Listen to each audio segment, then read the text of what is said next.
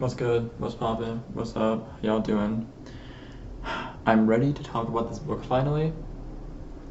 In totality. If you're watching this, hopefully you saw the first video. That was just an actual review of the book. I tried my best to keep it non-spoiler. If there were things that you maybe thought were spoilers, let me know.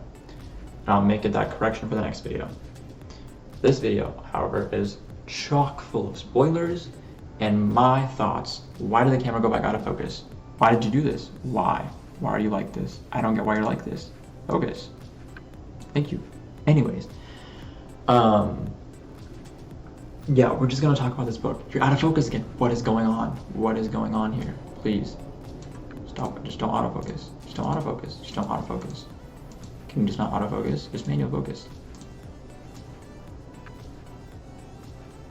Right there. 2%. We're good? It should not. It's manual now. Okay, we're good.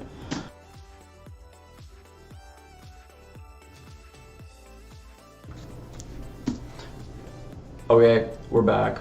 Oh my gosh. Like I said, I'm ready. If you haven't watched the first video, watch that. I'm not gonna repeat things. I'm just gonna expand on things. All right, let's get into this. I'm ready. Are you ready? It's gonna be crazy. We're still gonna go through my own personal framework, right? We're gonna talk about the plot, we're gonna talk about the characters, we're gonna talk about the magic system, we're gonna talk about the world building. I think the easiest thing to talk about, first things first, is probably the plot. Which is convoluted and annoying. It's not really convoluted as much as it's just annoying, because the plot is really driven by the characters, right?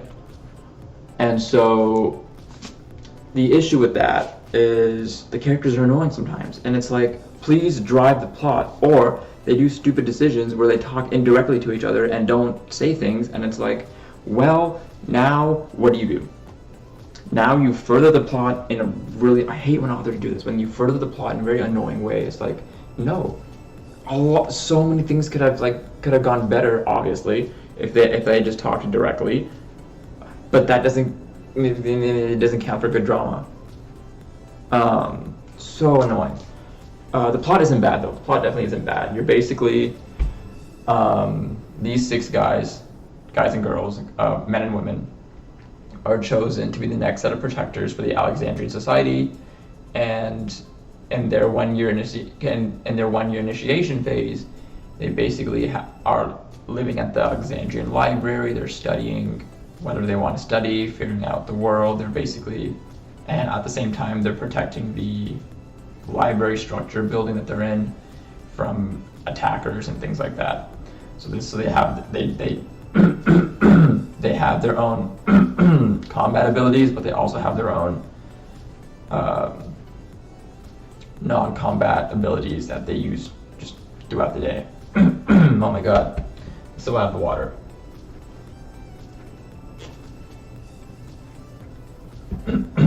Okay, much better. So, the premise of the story is that 6 of them are are chosen for the initiation phase. Only 5 of them become full-fledged members. So they have a year to do whatever they want to do. But at the end of that year, they have to choose one person to be eliminated. So what do you think elimination means? Go on, guess. What does elimination mean? Does it mean they just get kicked out of the society? Well, if they got kicked out, what's the society going to do about the 1 year that they just had? That one individual had in the society. They learned a lot of society secrets, learned a lot of knowledge in there. What are they going to do about that? They can't let them go free. So they have to die. So one person has to die for the other 5 to move on. It's technically how it works. Now, it's not just like the society is gonna kill them. The 5 have to decide, we're killing this one.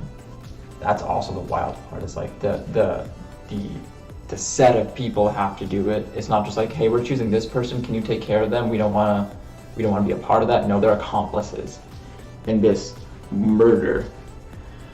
So that's basically the plot. There was a twist at the end.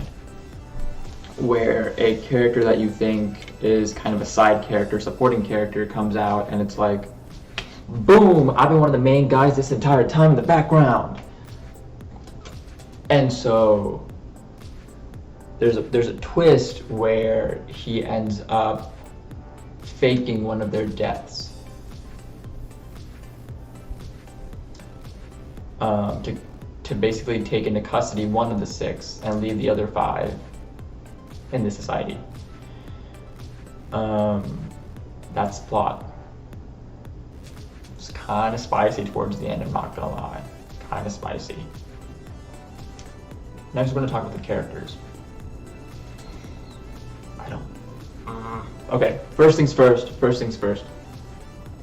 Character art, dope, love it.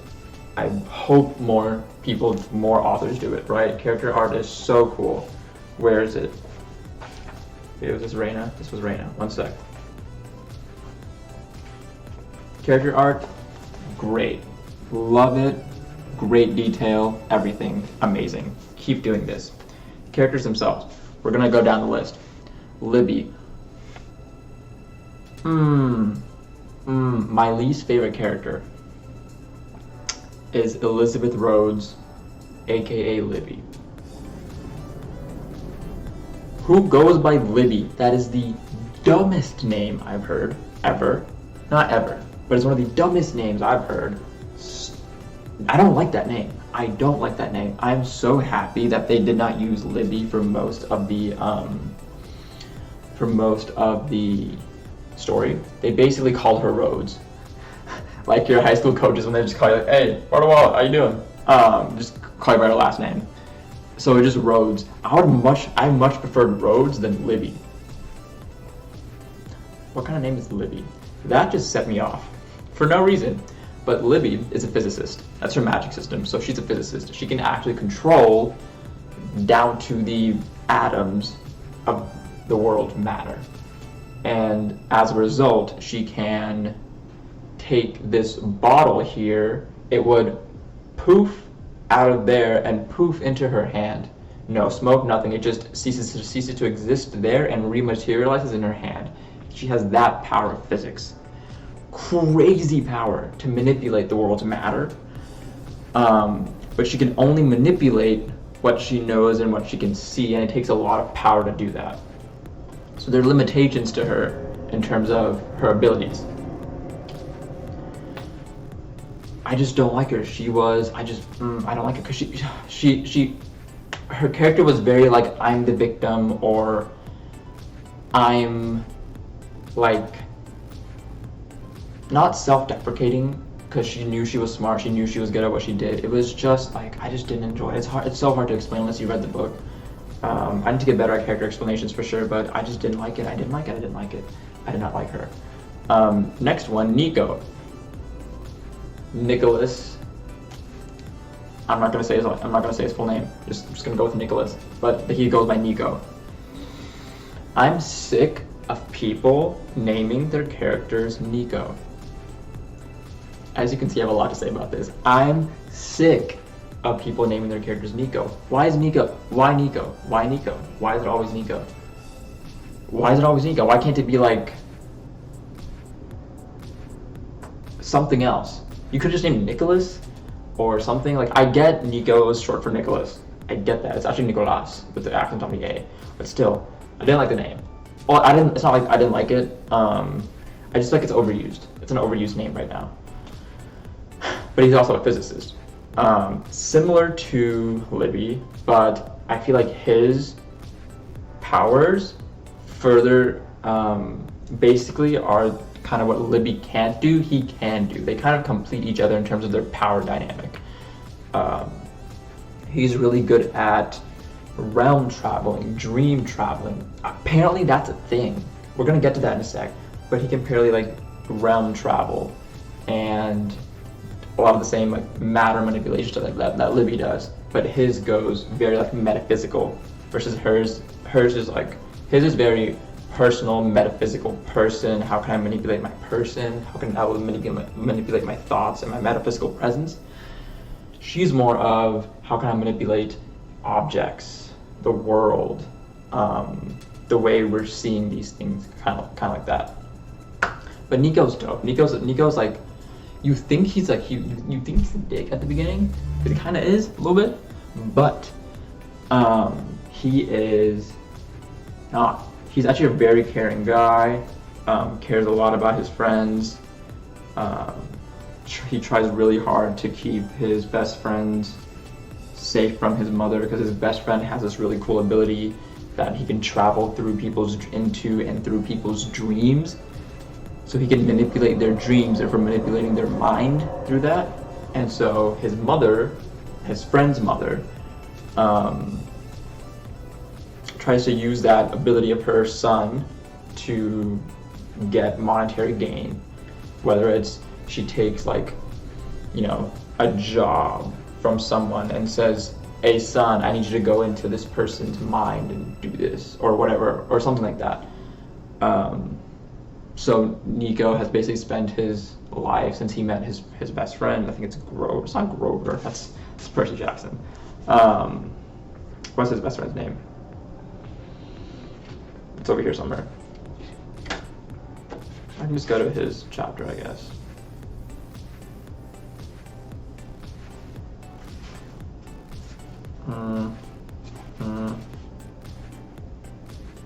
There we go.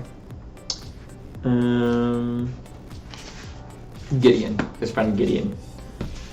But yeah, so Nico's a cool guy. I actually like Nico. He's probably my second favorite character, because he's just like a I'm just trying to do the right thing, but I know I'm good at what I do. I know I'm a genius. I know I'm super powerful. He's like, I'm gonna try and do it myself. He's just that kind of guy, and I relate to that to an extent.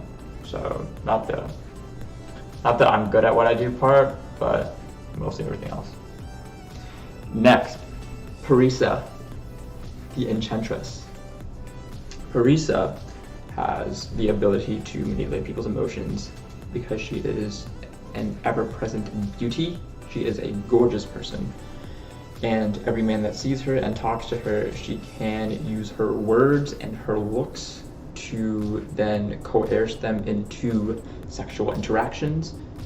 And by doing that, she basically breaks them down. She basically takes advantage of a man or woman's carnal emotions, carnal urges, to then have a hold on them. That's basically what she does. And so that's what she tries to do when she joins the society, is just you do that on people to try and get everybody on her side. I don't know much about her. I don't necessarily like or dislike her character. I just haven't cared for it, because I'm just like, I mean, cool, you're an enchantress, basically. That's cool. Enjoy having intimate interactions with other people for personal gain. Not something that I really care about. But the one... Oh, and also what's really cool is when she goes through these things, she can also go into people's minds. She has mind manipulation, so she can read people's minds, actually. That's the big thing, which I should have mentioned earlier. Her power is actually mind reading. So what she does is she uses these intimate interactions to weaken somebody's mind, so it's easier for her to get in and get what she wants. And so the moment where the book really hooked me was when she was using that power on one of the people at the society who's like a year or two, like a level or two above her, basically like their teacher's aide almost. She uses that on him and goes into his mind. But in his mind, he has like an alter ego that's resting inside of him, and so she meets that alter ego, which is nothing like the guy who you see outside. And so I was like, oh, what's going on here? That's when it hooked me. So that's when I'll give one thing to Parisa, was like, she brought upon that like crazy moment. Loved it. It was amazing. Callum, probably my second least favorite dude after Libby. I did not like Libby. Oh my god, I did not like Libby. Callum is similar to Parisa, whereas he can't really read minds. He can read and manipulate people's emotions. That's the weird part.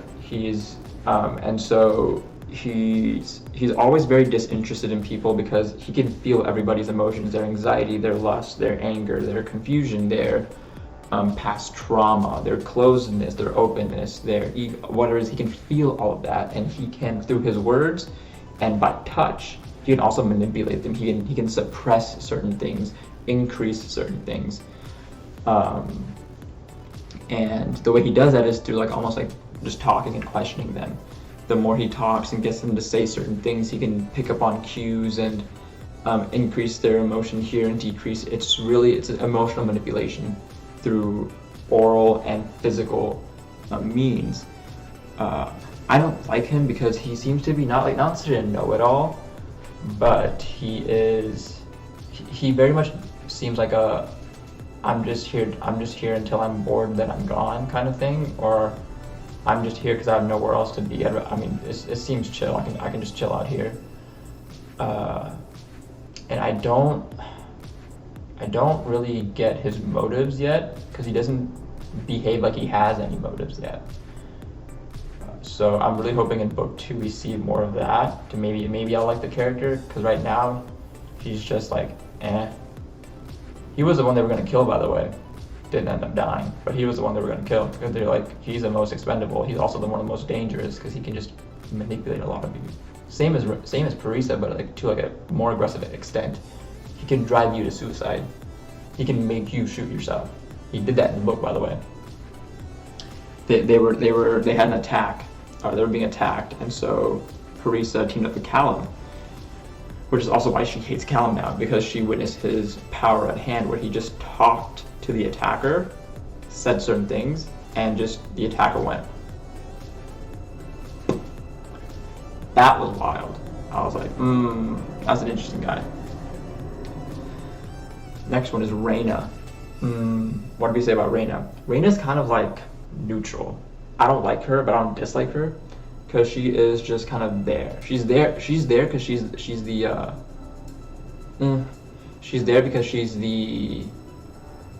the scholar of their group. She really likes reading, studying, uncovering whatever history she wants, and so she's really at the society to use their textbooks and their scrolls and their knowledge. She just wants to know their knowledge, or she wants to use their files for her knowledge. That's really what she is. She's a naturalist. Therefore, she can manipulate Earth's nature. Plants talk to her. She can manipulate plants to grow or wither. And also, what we learned a little bit earlier in the book when she was with Nico, and they were fighting the attackers because they were paired off and split off somewhere else. Her ability is almost like a battery for magicians. Like, she can, I don't know where she would get her energy from, but she can pass off the energy in her and like touch somebody else, and they can use her energy as fuel for their power. So she's like a battery. So that was cool. I'm kind of interested in to see how they use that. Nico's the one who realized that, by the way. And so I'm really curious to see if they can expand on like her innate energy generation abilities and energy transportation abilities, I guess. I don't know how to explain that properly, but I guess you know what I mean. Tristan, the guy, Tristan. So he is an illusionist, is what they basically pass him off as. So in this world of magic, people learn how to basically cast illusion spells upon themselves so they can make themselves look different, or just like cover up certain things about themselves through like illusion spells. He can see through all of that. So he can see that there's a spell there, and he can see through the spell without basically trying. That's just his eyes work like that. So he's not necessarily an illusionist, but later on you see that he basically just sees the entire world differently. He sees the very blueprint of the world. Like literally the blueprint of the world.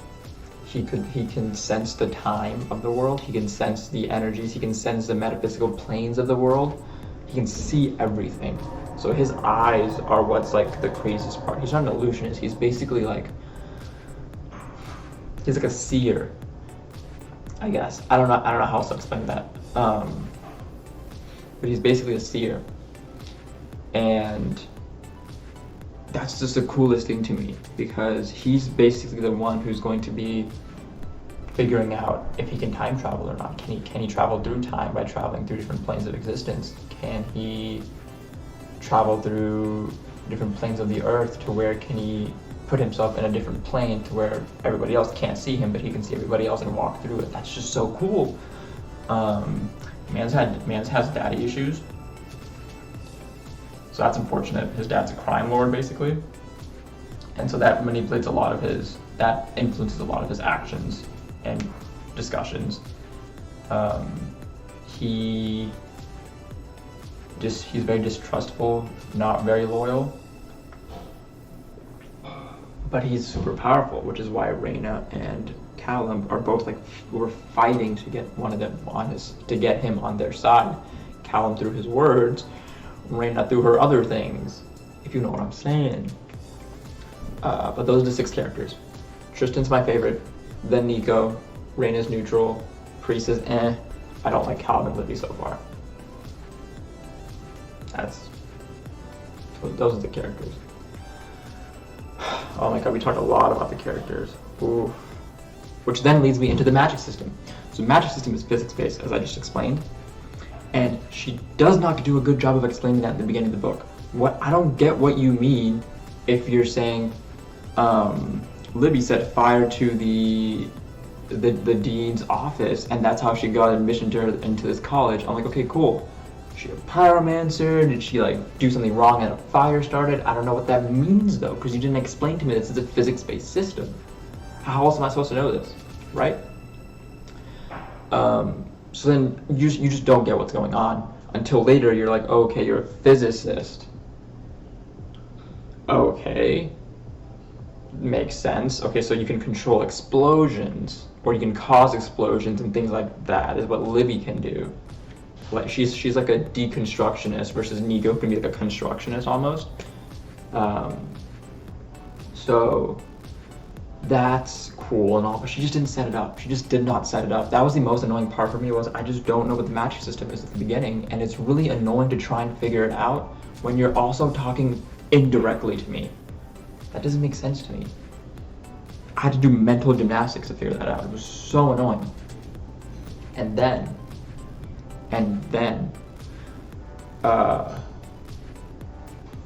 magic system. Yeah. So earlier in the book, when Nico's talking to Gideon, right, his best friend, she alludes to them realm traveling and things like that. I don't know what Gideon's ability is. I don't know if it's just in his brain, or did Nico give Gideon a physical presence, or what is going on. She's like, he just appeared, or his whatever state was then there. And I'm like, I don't know what you mean. One of their other roommates is apparently a shapeshifter because he just transformed into a dog, or then into a dude. She doesn't really explain any of that, and then you have to get into the book where, Nico's trying to keep Gideon safe from his mother, so he puts up a lot of charms and protection, magic over Gideon, so his mom can't detect where Gideon is unless Gideon goes to her voluntarily. So she just didn't explain that. It was so annoying, because I'm like, who is Gideon? What is Gideon? What is he? It wasn't until later half in the book when I'm like, okay, I guess Gideon is the offspring of his mother, who is, I believe, a mermaid, and his father, who I believe is not a satyr, but some other magical creature. And so he is not necessarily human. He is a creature. Creatures have their own magic abilities. His magic ability is obviously to travel in a metaphysical, or in a non-physical state. But I think through Nico's magic, he was able to develop his own physical form, and then he can release that physical form then to travel through the dream realm to other people's minds. But you don't get that And I get, I get you won't get all of that unless you read the book and like context clues and all that stuff. But at least tell me what you mean, right? Oh, that was so annoying. That was so annoying. Oh, okay. Anyways, magic system's done, characters are done, plot is done, world building. The world building was not really building anything. Like I said in my video, I really think that she's playing on world deconstruction because you have Tristan's ability to see the very blueprint of the world and the lines and the structure of the world itself raw, unedited, how it is. You have Nico and Libby's ability to construct and deconstruct matter. So if Tristan can tell them, think of it like this, I'm seeing this, try and manipulate this, they can do it. He and Libby, for like a couple of seconds, stopped time because of her matter controlling abilities and his like ability to see the world. That was cool, so dope. And then you have Tristan, Libby, and Nico. Then you have Reina here, who I think is supposed to be the battery for the group. Like Tristan's gonna be your eyes, Libby and Nico are gonna be your like operators, but then Reina's gonna be your battery, which basically gives you the energy to be able to do more than what you're capable of doing now. I think those four, in my opinion, are the most critical of the set. I don't know where Parisa and Callum come in. Parisa's cool because she can go into people's minds, so she can actually like figure out people's thoughts and their history. She might be the fifth, which is why I think they were leading to Callum being the one to die, because his contribution wasn't, or his ability didn't seem like it was contributing to the overall plan. But then a twist happens, so no one's dead yet, which is cool.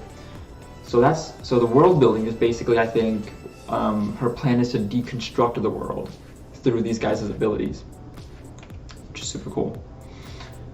All in all, dude, it's already at 26 minutes. All in all, it's a great book. I really enjoyed the ride. As you can see, I'm very vehement and very passionate about talking about this because it's one of the first books in a while that I've really felt like analyzing. And I felt like I was analyzing the entire time. It was a great time. It was a great ride. Really loved it. Even though I had gripes with the book, all in all, I would read this book again, literally this year. I might before the second one comes out, just to go through it again, just to make sure my brain's refreshed before the second one comes out. Is there anything else I want to talk about this book for? No, I think the last thing was just like her writing style, right, actually. I just did not like certain words she used, certain phrases she used. I don't like how all the characters talked in indirect words. It was really annoying to be like, why can't you just say what you want to say? Say what you mean to say. Please say it. Please stop speaking indirectly. She kept speaking indirectly. It was so annoying. So annoying. And then, dude, what is defenestrate? Why did you use the word defenestrate like that? I couldn't.